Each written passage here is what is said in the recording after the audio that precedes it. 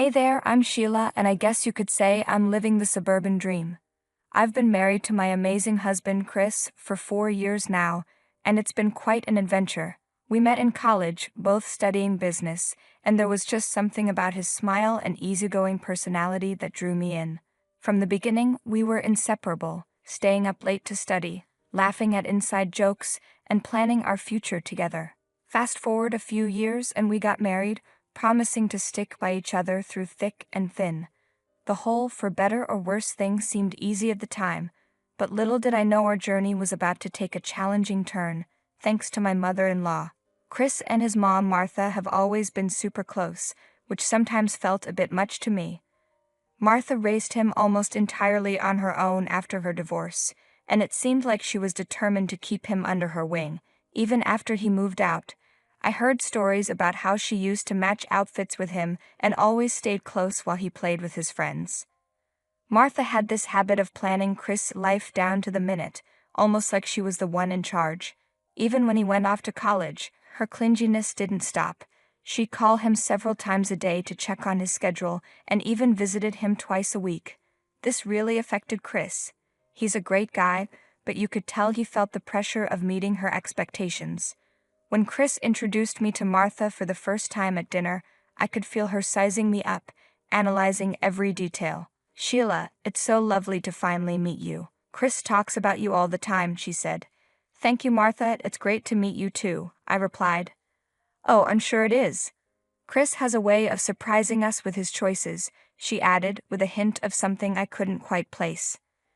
Then she asked what I do for a living, and when I told her I work in marketing, she wasn't all that interested.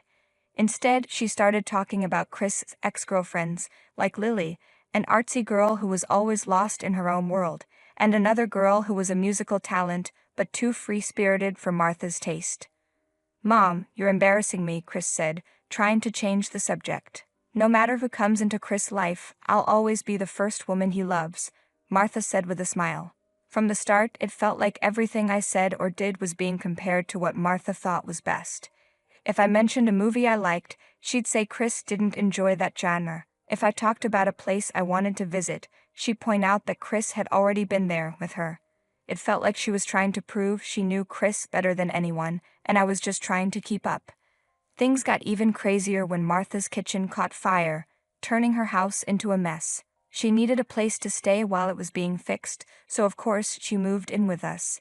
And the day she arrived, she handed me a 14-page rulebook. Yes, you heard that right, a rulebook. "I'm really sorry about the fire at your place. That must have been tough. You're welcome to stay here as long as you need. Let me grab those bags for you." "Martha." "Thanks, Sheila. The fire was a nightmare and really shook things up. But before we all get settled, there's something I want to give you." "Sheila." "Oh, all right. What is it?" "Martha. It's my little creation, a guide to keeping peace around the house." "Sheila, a guide? Okay, that's interesting." "Martha, you got it. It's just my way of keeping things on track while I'm staying here." "Sheila, what's with all these rules? We don't need a rule book to function as adults, do we?" "Martha. Oh, Sheila, I get it. But having a few ground rules can prevent unnecessary drama, you know? And breaking them might have some consequences." "Sheila, consequences? Are we running a boot camp here?" "Martha, stop complaining. Now let's tackle those bags, and I'm curious to see where you've set me up." After I showed Martha her room and returned to mine, I couldn't resist flipping through her rule book. Each page was filled with bizarre instructions like vacuuming the living room precisely at 8:30 a.m., serving dinner at 6:45 p.m., and my personal favorite, washing the bathroom tiles with lemon-scented cleaner every other day. I was shocked. What kind of controlling behavior was this? When Chris got back from work, I showed him the rulebook. Before bed, we both started laughing at how ridiculous it was. It felt like we'd stepped into another world where everything was super organized. "Chris. Okay, this one takes the cake. Arrange the spice jars in alphabetical order. I guess our spices are getting a degree in linguistics." "Sheila. And don't forget Gourmet Tuesdays, where I apparently have to whip up a 5-course meal from scratch. That's one way to turn our kitchen into a Michelin star restaurant." Chris. You know, honey, my mom means well, but she needs to realize that I'm grown up now. This is our house, not hers. We have our own way of doing things. Sheila, you're right. So promise me you won't take this rule book too seriously. It's just her way of showing she cares, even if it's a bit eccentric. Chris, deal. No alphabetized spices or gourmet extravaganzas in our future, I promise. The next morning, I woke up to find Chris already dressed and ready for work. He kissed me goodbye, and I noticed Martha's rulebook still sitting on my bedside table. It was around 8:00 a.m., and according to the book, I was supposed to vacuum the living room by 8:30 a.m. Yeah, right. I took a shower, got dressed, grabbed a granola bar, and left for work before Martha could catch me. When I walked in after a tough day at the office, hoping to relax on the couch, I was met with chaos. Chris and Martha were in the middle of a heated argument in the living room. Martha was clearly upset. Martha, Chris, I'm really struggling to understand why Sheila can't seem to respect the rules I've set in this house. Did you notice she just left for work this morning without doing any of the chores? Chris. Mom, we've talked about this. The house is turning into chaos, and it's all about maintaining order, right? But I've grown out of those rules. Martha, rules are how I raised you, and they're still important. You think you know him better, Sheila? Because I distinctly remember him asking for pancakes every Sunday morning when he was a kid. Sheila, Martha, seriously? Who do you think you are? This is our house. Martha, this is my son's house, and it belongs to me as much as it belongs to you. Sheila, excuse me, Chris?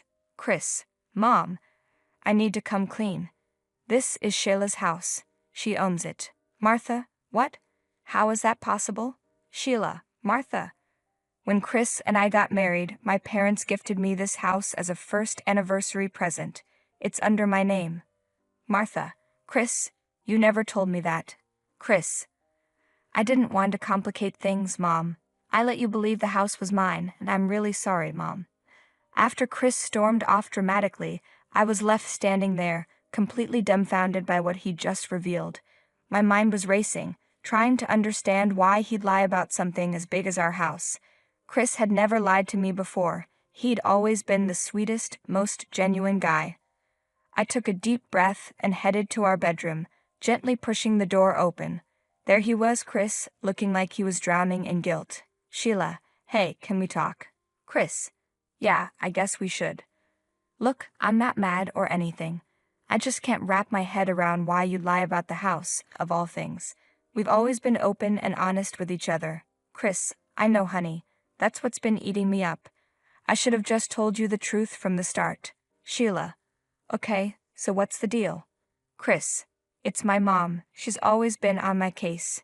Ever since I was a kid, she's had these expectations about who I should be and what I should achieve. It's like she wanted this perfect version of me. Sheila.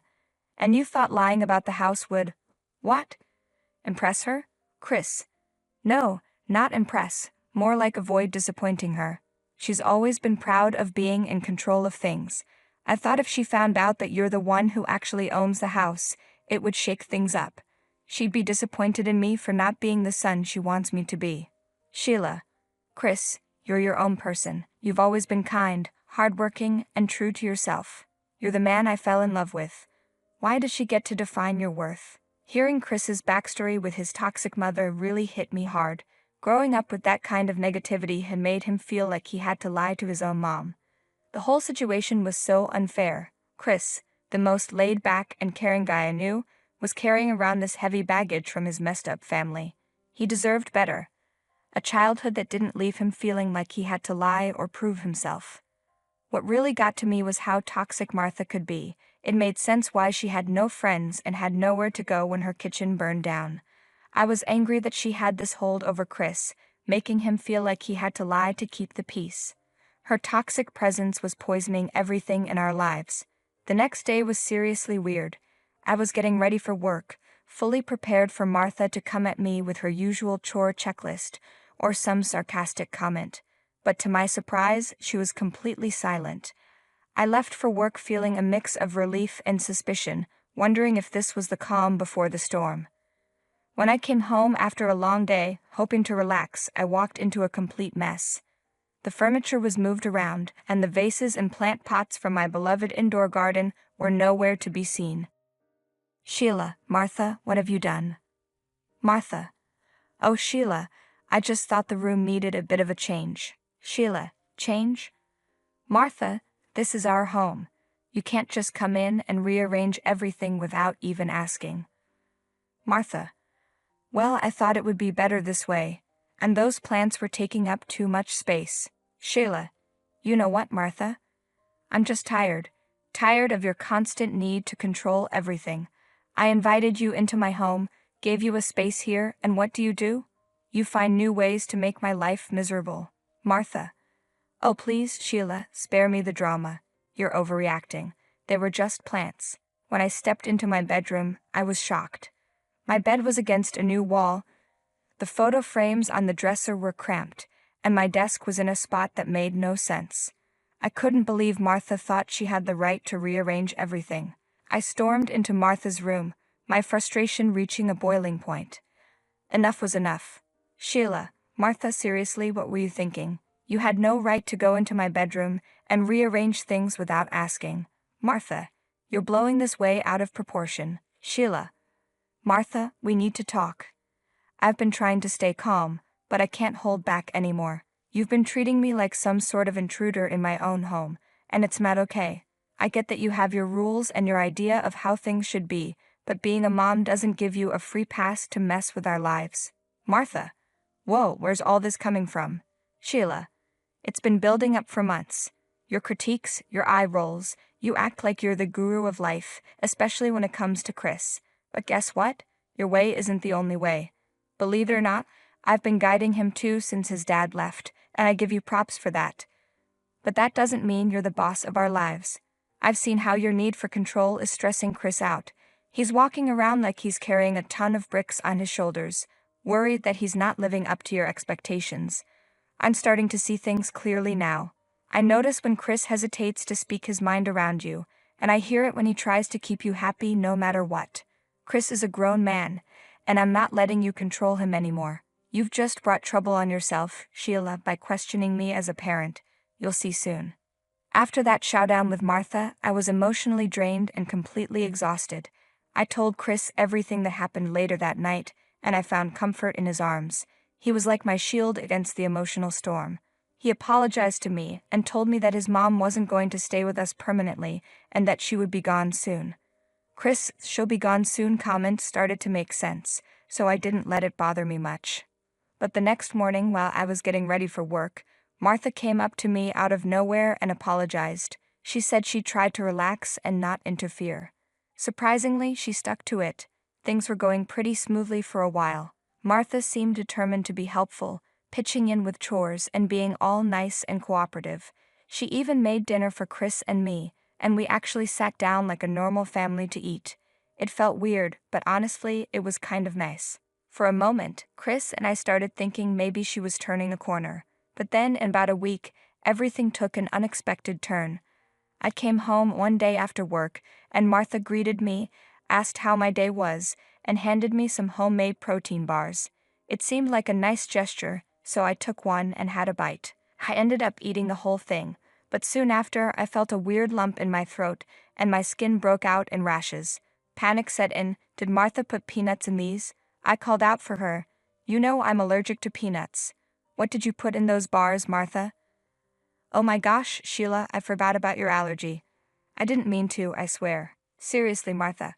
I could die. I rushed to my room to get my EpiPen, and Martha followed me. Where did I put that EpiPen? I need it now. Looking for something, Sheila? My EpiPen. You rearranged this room. Where did you put it? This isn't a game, Martha. My EpiPen is a matter of life and death. Well, we'll just have to find it, won't we?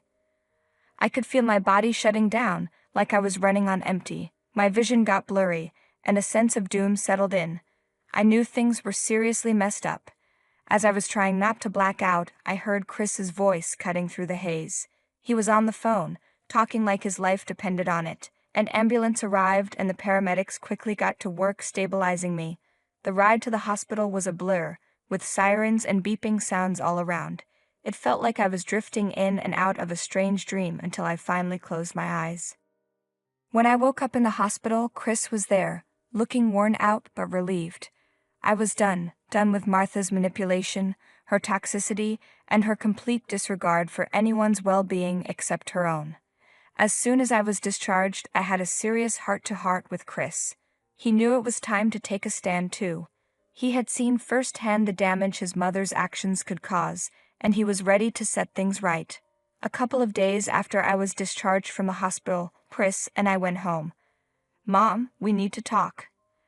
"I don't know what Sheila told you, but it was all a mistake. Cut it out. You know what, Mom? I used to think I had a mother, someone who cared, someone who wanted the best for her family. But I was dead wrong. I didn't realize I had a monster for a mom, someone who's willing to manipulate just to satisfy her own twisted need for control." "Chris, no, honey. I need to get this out, Mom. You've torn this family apart with your toxic behavior. You've taken every opportunity to belittle and demean Sheila, someone who's done nothing but support and care for all of us. And what did she get in return? Neglect and her allergies triggered because you forgot? It's sickening. You nearly killed Sheila. Let that sink in. You almost killed your son's wife. Didn't you even think about me once? Chris, please, I never meant for things to go this far. I know I've made mistakes, and I'm so sorry for what happened to Sheila." "Mom, listen carefully. You have two choices. You can leave on your own terms, or I'll make sure you're out of here. You can stay in a motel or wherever you want, but you're not staying here. This is where it ends, Mom.